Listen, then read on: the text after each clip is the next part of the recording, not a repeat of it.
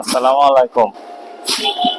আমাদের ১৯ নং ওয়ার্ড কুমিল্লা মহানগরীর আজকে দিনের ৩টার সময় বিদ্যুৎ গেছে।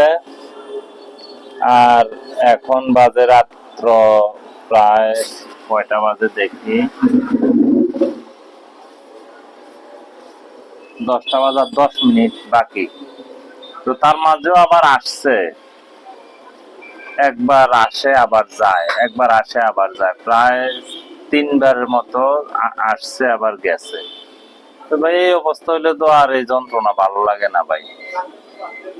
বিদ্যুৎ অফিসের জাঙ্গালিয়া যে বিদ্যুৎ অফিস আছে তাদেরকে অনুরোধ করব, যেহেতু আমাদের এলাকায়